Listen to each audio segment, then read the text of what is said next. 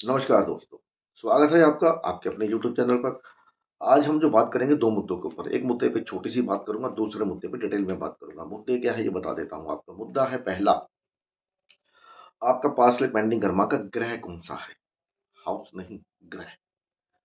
दूसरा बात करेंगे वर्षफल। वर्षफल कैसे देखते हैं? सबको पता है वर्षफल आता है हर साल, आपका एक नया वर्षफल बन के आता है। उस वर्षफल को कैसे देखना है, उसके बारे में बताऊँगा। तो थोड़ा डिटेल में बताने का प्रयास करूँगा उसमें, लेकिन पहले बात करेंगे हम पेंडिंग कर्मा के ग्रह के बारे में। क्यों आपका जन्म होता है, कोई ना कोई पेंडिंग कर्मा का ग्रह आपका एक बन के आता है। एक दो आपको एग्जाम्पल भी दे दूंगा। तो मैं एक कोर्स कर रहा था लूनर एस्ट्रो पे। तो एक कोर्स के दौरान एक एक लेक्चर के दौरान उन्होंने कहा कि कल रात को मैंने अपना पास्ट लाइफ का लगन बनाया कि मैं पास्ट लाइफ में क्या था। तो उसके बाद उन्होंने ये तरीका नहीं बताया कि कैसे था। तरीका तो खैर मैं भी नहीं बताऊंगा, सिर्फ आपको हिंट दूंगा। तो उसके बाद मैंने, ये मेरी एक हैबिट है, गंदी हैबिट कह लो, सोच कह लो, कि मेरे को जब कोई चीज़ पता लगती है तो मैं उसकी तह तक जानने की कोशिश करता हूँ। तो मैंने तो पास्ट लाइफ का जो लगन है वो तो फाइंड आउट कर ही लिया, कहाँ से देखते हैं, कैसे देखते हैं। मैंने ग्रह भी निकाल दिया कि कौन-सा ग्रह आपका पास्ट लाइफ पेंडिंग कर्म का। आपका लगन कोई भी हो, बॉर्डर लगन हो, ये लगन हो, आपको पता ही नहीं लगता कि मेरा लगन कौन-सा है। लेकिन वो ग्रह जो है जब उसको लगन में लेके आते हैं, तो आपका सारे का सारा चार्ट क्लियर हो जाता है। अभी मैंने इसको 2-3 चार्ट्स के ऊपर अपनी कंसल्टेशन में यूज़ किया तो I got very good results. तो उदाहरण के तौर पे अगर मैं आपसे ये कहूँ कि इंदिरा गांधी का चार्ट कर्क लगन का है और लगन में शनि है और सप्तम हाउस में चंद्रमा है, तो आपको वहाँ से वो सब नहीं दिखेगा कि उनकी पर्सनैलिटी कैसी होनी चाहिए, क्या है, कैसी नहीं है। अगर मैं आपको ये कहूँ कि आप उनका जो पास्ट लाइफ कर्मा का जो ग्रह था वो था मंगल। मंगल था सेकंड हाउस में लियो साइन में। अगर लियो को लगन में ले आएँगे, मंगल को लगन में ले आएँगे, तो आपको उनका सारा चार्ट समझ में आ जाएगा कि why she was A iron lady, why she was so aggressive, right? Power, desire वो सब लेके पैदा हुई फादर की वजह से, क्योंकि 4th हाउस में सन, मरकरी आते हैं। फादर की वजह से वो पॉलिटिक्स में आई और बाद में वो किंग बनी। दूसरा चार्ट है विवेकानंद स्वामी का। उनका जो धनु लगन है, लगन में सूर्य है और 10th हाउस में उनका शुक्र और ना 10th हाउस में चंद्रमा और शनि है और सेकंड हाउस में मरकरी और वीनस है। ये वो नहीं दिखाते कि वो एक साधक बनेंगे, फॉरेन का ट्रैवल करेंगे, क्योंकि लगन लॉर्ड जाके 11th हाउस में बैठ गया, ठीक है? तो ये वो नहीं दिखाता कि वो एक काली माँ के साधक बन सकते हैं या वो फॉरेन ट्रैवल कर सकते हैं। तो अगर मैं आपसे ये कहूँ कि उनका जो पेंडिंग कर्मा ग्रह था वो था मरकरी, और मरकरी सेकंड हाउस में किसमें है? मकर राशि में। तो मकर राशि को जब लगन बनाओगे तो आपको सारा चार्ट को समझ में आ जाएगा कि why he was the devotee of the माँ काली। 9th हाउस में चंद्रमा और शनि, लगन लॉर्ड 9th हाउस में शनि के साथ, मतलब चंद्रमा के साथ। ना हु इज द चंद्रमा? 7th लॉर्ड ऑफ माँ लक्ष्मी। तो आपको उनका चार्ट समझ में आएगा। वो फॉरेन भी गए, ट्रैवल भी किया, राइट? और साधक बने वो माँ काली के। ये 2 प्ल चार्ट्स तो और भी हैं, तो फिर वो मुद्दा लंबा हो जाएगा। तो आपके चार्ट्स का भी, मेरा भी जो है ना बॉर्डर असेंडेंट है। बिल्कुल 1 मिनट के अंदर बॉर्डर चेंज हो जाता है। तो मैं बड़ा कन्फ्यूज़ था कि यार कैसे, क्यों, कौन-सा ग्रह कैसे लूँ? तो दोनों से लगन मिल रहा है। फिर मैंने अपने उस ग्रह को लगन में लाके बना के देखा, एवरीथिंग इज़ ओके। तो ये था एक, वो आप जानना चाहते हैं तो आपकी मर्ज़ी है।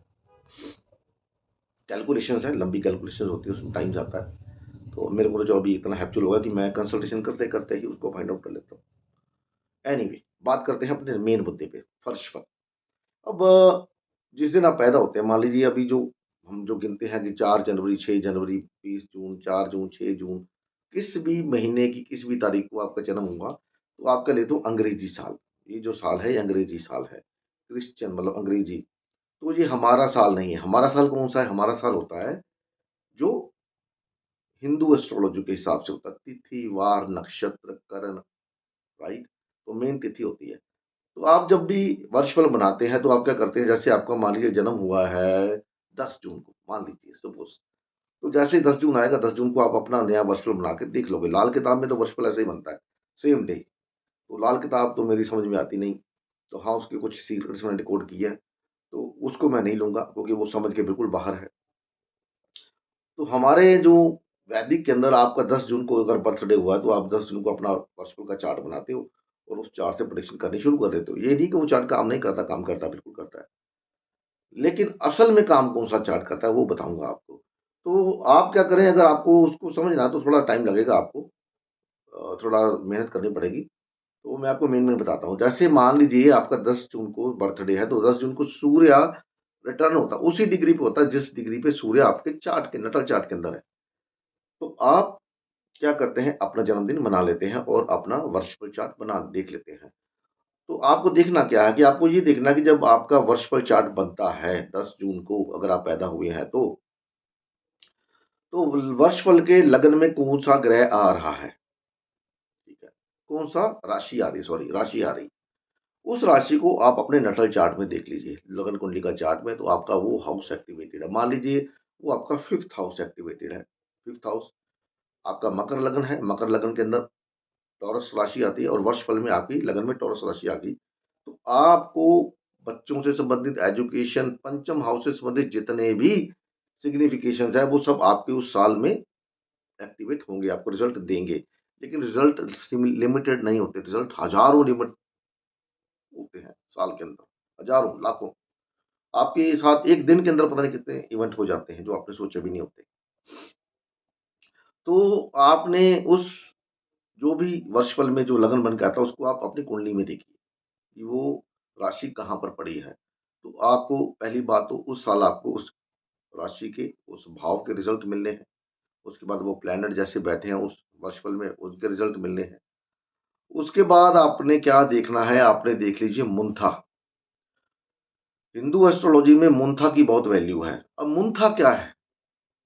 मुंथा आप देखिए कि उसके नीचे डिस्क्रिप्शन में लिखा होता है कि मुंथा यहाँ पर पड़ा है। जिस भाव में मुंथा पड़ा होगा आपका, जिस राशि में होगा, जिस भाव में होगा, उस राशि को अपनी जो D1 की राशि है, उसमें देख लीजिए। अब मान लीजिए आपका मकर लगन है कुंडली के अंदर, जो नटल कुंडली है, और वर्षफल की कुंडली में टॉरस राशि बन कर के आ गई, राइट? तो मैंने क्या बोला आपको कि पंचम हाउस से संबंधित रिजल्ट मिलेंगे। लेकिन यही मुंथा जाकर के मिथुन राशि में बैठ गया। तो आपकी कुंडली में मिथुन राशि कहाँ पड़ती है? छठे भाव में। तो इसका मतलब है कि आपका छठा भाव कुंडली में एक्टिवेट है। ये दूसरा टॉपिक है। तो पंचम के रिजल्ट मिलने हैं, लेकिन मिलने कैसे? छठे के थ्रू मिलने हैं। मतलब अगर आपकी तरक्की होनी है तो पहले डिमोशन होगी, जॉब से निकाला जाएगा या जॉब में चेंज होगा। नॉलेज का है तो नॉलेज को आप अगर कोई कोर्स ग्रहण करते हो तो उसके लिए आपको हार्ड वर्क करना पड़ेगा। 6th हाउस से हार्ड वर्क, कंपटीशन, ठीक है। तो 6th हाउस के थ्रू आपको रिजल्ट मिलेंगे। ये तो हो गया पहला। और दूसरा, अभी सबसे मेन बताता हूँ। सबसे मेन में क्या आता है कि मान लीजिए आप अपनी जो नटल कुंडली है D1, जो लगन कुंडली है, उसमें देखिए आपका सूर्य और चंद्रमा कितनी दूर है, कौन सी तिथि को आप पैदा हुए हैं। कितनी मर्जी दूर हो, तिथि सबको पता होती है। तिथि प्रतिपदा से लेकर के मतलब 15 तिथियां होती हैं, पूर्णमासी तक और अमावस्या तक। पूर्णमासी तक, फिर पूर्णमासी से अमावस तक। तो तिथि 15 ही होती है। आप देख लीजिए आप कौन सी तिथि को पैदा हुए हैं और पक्ष कौन सा है, जो आपका असली वर्षफल निकल के आएगा, उसके बारे में बता रहा हूँ। तो मान लीजिए आप पंचमी तिथि को पैदा हुए हैं और जिस दिन 10 जून को आपने चार्ट बनाया, उस दिन तिथि थी अमावस, चौदस, तृतीया, कोई भी तिथि, तो वो चार्ट वैलिड नहीं होगा।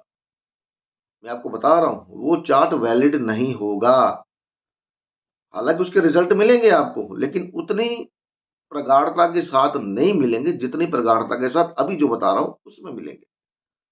तो आपका जन्म पंचमी तिथि को हुआ है, तो आप अपने चार्ट को रोटेट करिए, डेट को आगे बढ़ाइए जब तक कि पंचमी तिथि आ ना जाए। जब तक कि सूर्य और चंद्रमा की जो स्थिति है आपकी कुंडली के अंदर वैसी ना बन जाए। जब वो वैसी स्थिति बन जाएगी, ठीक है, वो चार्ट आपकी उस वर्षफल का मेन चार्ट बन करके आएगा और सबसे ज्यादा इवेंट आपको उस चार्ट से देखने को मिलेंगे। उस चार्ट के लगन को, जो राशि पड़ी है उसको D1 में देख लीजिए, उसका मुंथा देख लीजिए, ठीक है, और वो आपको बड़े प्रोमिनेंट रिजल्ट देगा। सबसे प्रोमिनेंट, क्योंकि वो जो चंद्रमा और सूर्य ये दोनों लुमिनरीज हैं। चंद्रमा इवेंट देने वाला है और सूर्य इवेंट डिसाइड करने वाला है। बाकी के ग्रह साथ देते हैं। सूर्य राजा है तो सबको राजा की बात माननी ही पड़ती है। सूर्य सेंटर में है और सारे ग्रह उसके चक्कर लगाते हैं। कोई बता दो ग्रह, किसी कोई ऐसा ग्रह है जिसको सूर्य चक्कर लगाता है? नहीं, सारे, क्योंकि वो राजा है। उसके इर्द गिर्द ही सारी शतरंज घूमती है, सारे ग्रह घूमते हैं। तो जहां पर भी वो सूर्य कुंडली में जाएगा वहां पर वो सारे ग्रह घूमते रहेंगे, वो जिस जिस दिशा में वो होंगे। तो सूर्य डिसाइड करता है कि कौन सा इवेंट होगा, चंद्रमा उस इवेंट को डिलीवर करता है, सूर्य क्या है, डिस्पैच करता है। ये जैसे आपको कोई पार्सल आना है, चिट्ठी तो आजकल आती नहीं, आपको पार्सल आना है तो भैया ये आपने कोई सामान मंगवाया अमेजोन से, उस कंपनी ने सामान को पैक किया और उसको डिस्पैच कर दिया। अब डिस्पैच डिस्पैच कौन तो हो गया, उसको डिलीवर कौन करेगा? Delivery boy. तो वो डिलीवरी बॉय कौन है? वो डिलीवरी बॉय है चंद्रमा।